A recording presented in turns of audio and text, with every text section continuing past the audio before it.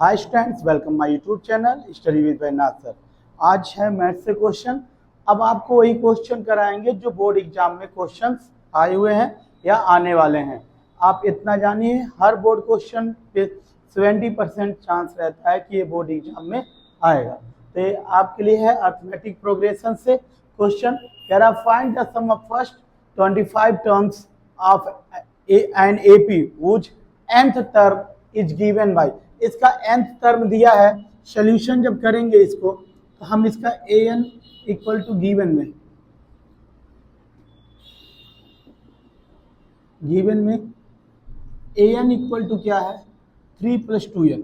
हमको क्या बोला है कि 25 टर्म्स का सम बताइए और इसका an दिया है, यानी 20 n इक्वल टू 25 है। यहाँ सम दे दिया, सम पूछा है तो हम an से पहले a1 निकालें, क्योंकि हमको अगर किसी अर्थमेटिक प्रोग्रेशन का सम निकालना रहता है उसके लिए दो फार्मूले होते हैं, n/2 a + l। जब a आपका लास्ट टर्म दिया रहता है तब यूज किया जाता है, और एक होता है n/2 2a + n - 1 × d। आपका a जब दिया रहेगा कॉमन डिफरेंस और फर्स्ट टर्म दिया रहेगा तब आप यूज करते हैं फार्मूला। अब यहाँ पे हम देख रहे हैं कि हमारा लास्ट टर्म तो आ नहीं पाएगा, तो हम इसीलिए फर्स्ट टर्म और सेकेंड टर्म निकालेंगे और उससे हमारा ए भी आ जाएगा और डी भी निकल जाएगा। और यन तो 25 दिया ही दिया है ना। an equal to 3 + 2n। a1 पहले फाइंड करें तो ये क्या हो जाएगा 3 + 2 × 1 इक्वल टू 3 + 2 इक्वल टू कितना हो जाएगा हमारा 5। a1 ही हमारा क्या होता है a होता है।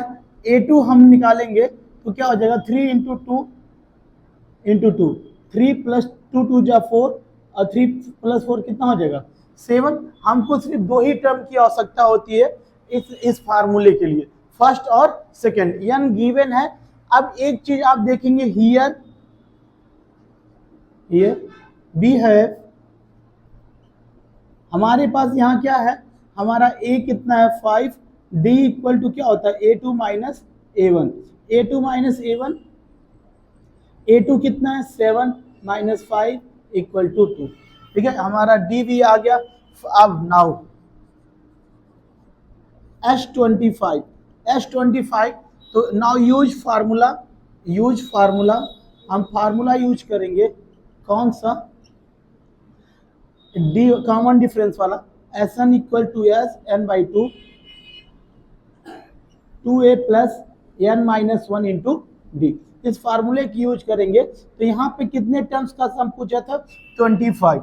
यहाँ पे क्या हो जाएगा 25/2 2 और a की वैल्यू कितनी है 5 + 25 - 1 और d की वैल्यू कितनी है 25/2 × 2 5 जा 10, ये कितना हो जाएगा 24 × 2/2।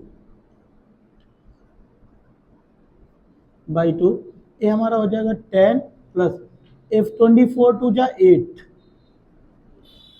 और ये क्या हो जाएगा 25/2 और ये 10 और 4 कितना हो जाएगा 58 और 2 से मल्टीप्लाई करेंगे तो क्या हो जाएगा 25 × 29 इक्वल, इसका मल्टीप्लाई करेंगे 25 और 29 का तो 9 5 जब 45 के 4 और 9 2 जा 18 और 18 4 कितना हो जाएगा 22 2 5 जा 10 के कैरी 1 हो जाएगा 2 2 जा 4 5 5 2 7 725।